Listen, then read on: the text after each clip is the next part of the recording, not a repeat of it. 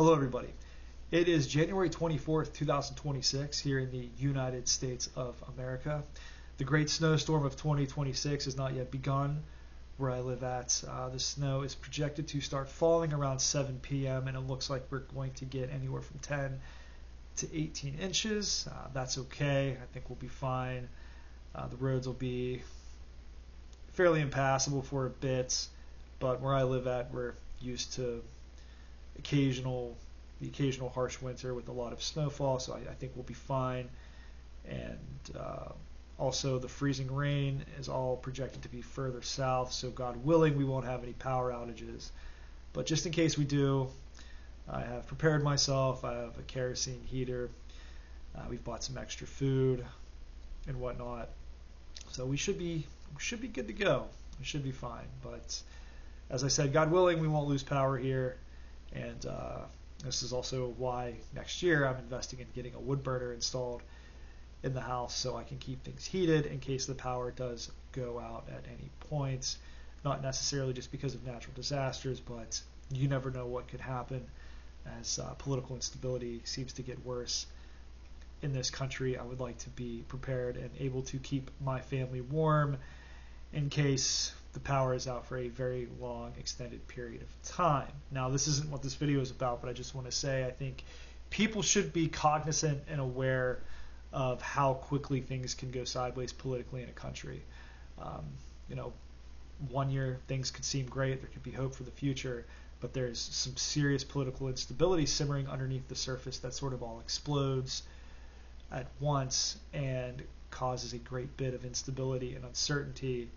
And well, the next thing you know, you're struggling to get by and things aren't going so great. I think we've had it very well here in America for quite some time. There hasn't been any kind of major domestic crisis, I would say, since the American Civil War and maybe the Great Depression. We've had very comfortable lives for the most part here, and I pray that that continues. But as long as political figures are more concerned with running the country through some kind of revolutionary lens and not just governing competently, well, I would say the country's political instability is still somewhat up in the air. Anyways, what I would like to talk about in this video is, as I've mentioned before in other videos, generally speaking across the Western world, we are governed by people who have no business being in the positions that they're in. We've had a very lengthy period of time where things have been fairly prosperous and peaceful, and now there's a great bit of social and political instability welling up underneath the surface across the entirety of Western civilization, and no one really seems to know how to navigate this. I think leaders are more concerned about governing from the standpoint of a strict ideology. We have to have these kinds of policies. Things have to be this way. This is the kind of world we have to build, rather than actually just governing in a way that ensures the social, political, and economic stability of the country that they're supposed to be governing. I think every decision made seems to be the wrong one. I think as the world moves away from this illusion of there being some kind of international order, some kind of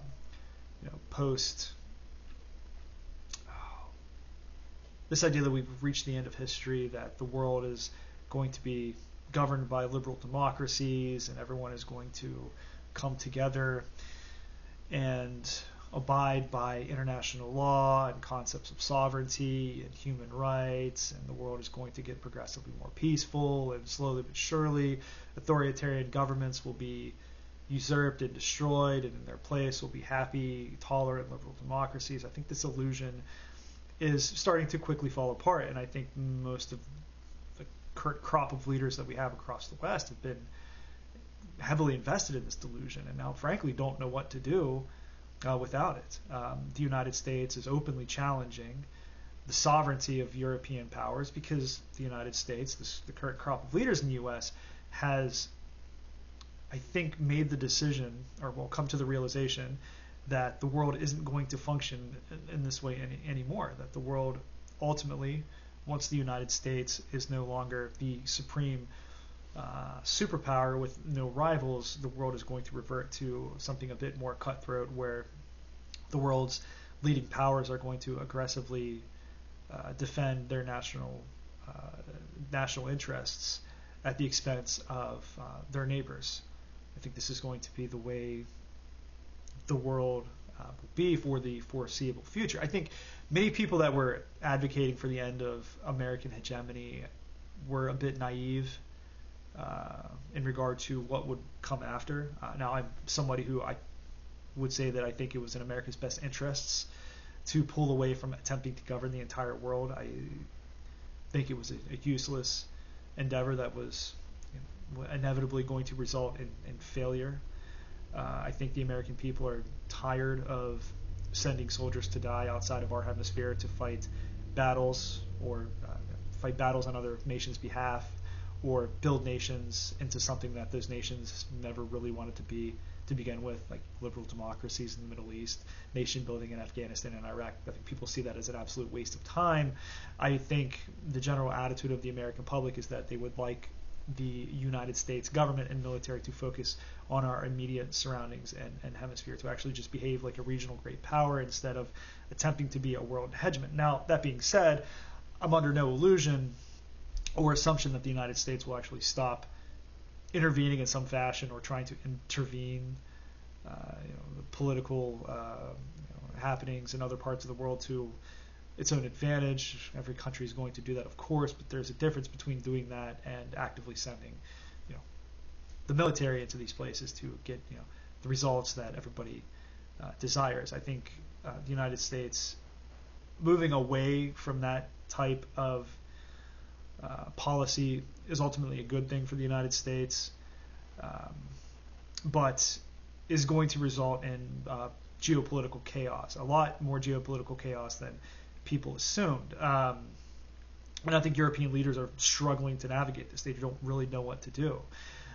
They no longer see the United States as a reliable ally, like providing an umbrella of security for them. The United States is simply becoming another rival country. I would say as it used to be before the First World War. The Trump administration, it looks like they have worked out some kind of deal in regards to Greenland with NATO, but not really with the permission of the Danes, who technically own Greenland. But ultimately, the United States, the current administration, wants the complete and total possession of Greenland as a good way to get a foothold in the Arctic, because the United States alone generally has the economic and industrial capacity to fully explore and exploit the Arctic and compete directly with the Russian Federation there. Ultimately, that's why the Trump administration wants Greenland, and while it puts that above notions of alliances with the European leaders. And European leaders, I think, have not yet come to the realization that their countries individually are not nearly as powerful as they used to be. They don't have force projection capabilities even close to what the United States has, what Russia has, or what China has. They don't really know which way to go. It seems like they're attempting to court China as some kind of economic alternative to the United States, but China has its own agenda that I think cares as little for European sovereignty as the United States seems to right now. I know China tends to cite international law, and Russia does this as well, and I feel like that's generally done to court the global South to seem like they are the antithesis to what has always been thought of as Western imperialism, when they are simply playing great power politics as well. They're just doing so in a way that doesn't inflame tensions with the global South, because their economic and geopolitical strategy revolves around using the global South to their own economic benefit as trading partners and whatnot, and possibly allies. There's a lot of resources and investment to be done in the global South, so Russia and China want to stay in the good graces of the global South. So these countries are led by very forward-thinking leaders who understand, I would say, how the world really works, even if they say one thing in public. Their countries function in a way where it seems like they do grasp and understand what the world is becoming and what the world is turning into. I think this post-World War II narrative that the West has is collapsing. I think people don't really know what to do without it. This great quest against communism is done. We can't perpetually live in the year 1938 forever. Not everybody and everything is the rebirth of Hitler. Foreign policy cannot constantly be based off Munich 1938 in perpetuity. I think every geopolitical circumstance or scenario is different with its own set of circumstances. Like the Russia-Ukraine war is not analogous to what happened in the late 1930s and early 1940s. It's a completely different set of circumstances that led to this.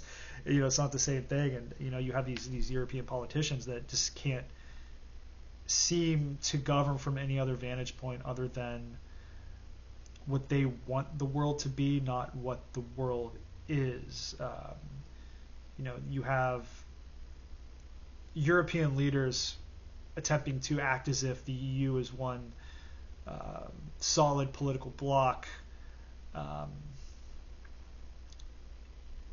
as if it's going to function as some kind of great superpower that's going to be able to challenge the United States and China and Russia whenever they enact a policy that is to Europe's detriment. But these same leaders don't seem to understand that their very policies have made them incredibly unpopular and has made the EU itself as an idea incredibly unpopular. I think the EU, if these people were smart, they would have given an outlet to nationalist sentiments in these countries. The EU could have functioned as a political entity that would have ensured Europe was able to compete economically and militarily with the other world's great powers, but instead of promoting or giving out a healthy outlet to nationalist sentiments in Europe, because Europeans are very nationalistic, they've done everything they can to tear it down, to put a lid on it, to ignore the legitimate grievances of local of their populaces in regards to social friction over mass immigration. They don't really seem to want to confront that as something that has caused deep instability in these countries. They've doubled down on jailing people for social media posts, and they've created an entire populace that just doesn't want to fight for them if they want to fight. And here you have people like Keir Starmer taking tough stances against the United States, France taking tough stances against China, Russia, and the United States, when they don't really have any real political, economic, or military leverage to take the stances that they're taking, because they don't know what else to do. These aren't strong leaders. These aren't decisive leaders, but they have to pretend like they are because they need to look strong for their people, because they're terrified of looking weak. They're very insecure people. Keir Starmer is a very insecure man who's not cut out for his job. Emmanuel Macron is an incompetent, insecure man not cut out for his job. The last three leaders of Germany were incredibly inept. They're not cut out for their jobs. I mean, what kind of country wants to make a political enemy out of its largest neighbor while being completely reliant on them for cheap energy, and then allowing the country that's supposed to be their ally to blow up that pipeline against their will after they've already torn down their coal and nuclear power plants? That is the level of leadership that's in Europe. That is the forward thinking that takes place within Europe. Okay, so let's appease this environmentalist faction within our government, or within our political arena. Let's get rid of our power plants. Let's get rid of our coal plants. Let's get rid of our nuclear power plants. Let's make ourselves completely reliable on cheap energy from our largest neighbor that we are fully willing to have an antagonistic relationship with. Well, that's what Europe has kind of done on a whole. Europe has never really had a good relationship with Russia. There's long-standing animosity between the Russians and the Europeans. This goes back hundreds of years. Western Europe has always looked at Russia like it was some kind of backwater that's barely European. And Russia has always, I think ever since Peter the Great, desired to be integrated within the greater European community, but has found itself constantly rejected. When Putin talks about it, you can kind of tell by the tone of his voice there's a little bit of national animosity towards Western Europeans over never being accepted really as fellow Europeans. Now, again, while these tensions and animosities have been there, Europe at large made itself reliant on cheap Russian energy, which doesn't seem like a very good long-term strategy if you're not willing to really fully integrate yourself with your largest neighbor, but then you become completely reliant on them for your cheap energy. If inevitably when some kind of war breaks out, well, then what? What do? Okay, if they try to turn to the United States to get as an alternative for energy imports, but the United States charges far more than Russia ever did.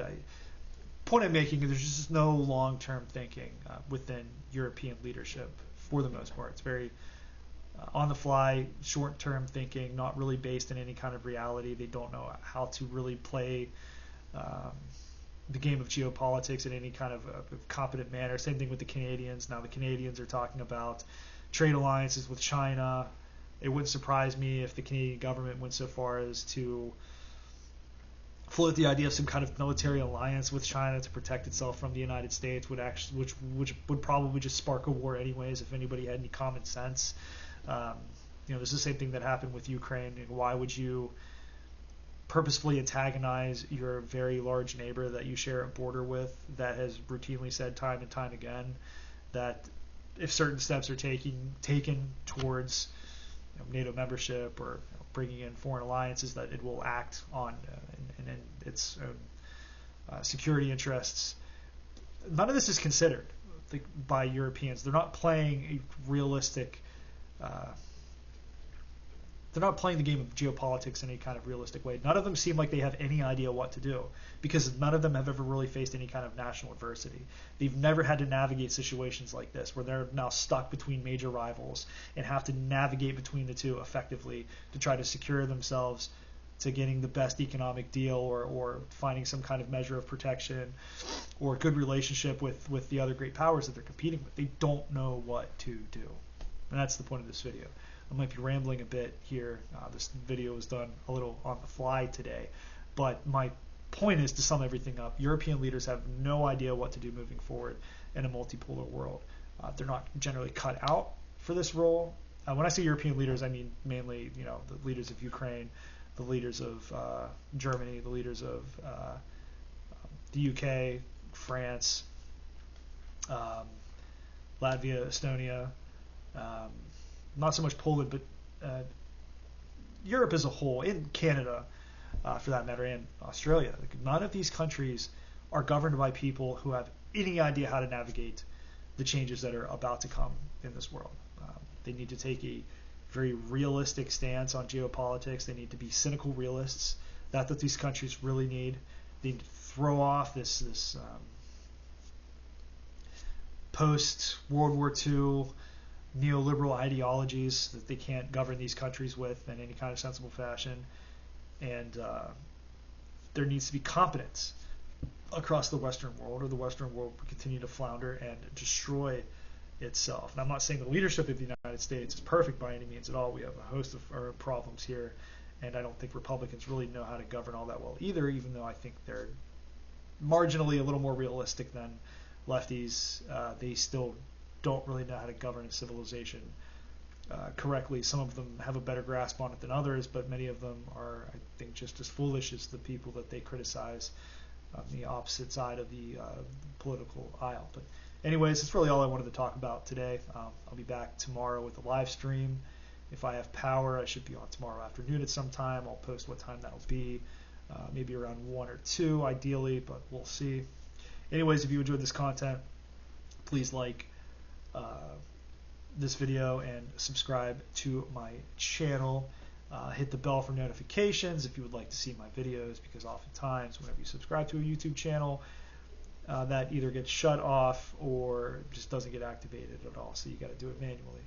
Anyways, I hope everyone out there has a great evening. If you're in the zone of this massive snowstorm, please stay warm and stay safe, and stay off of the roads if you can. And I will see everybody tomorrow.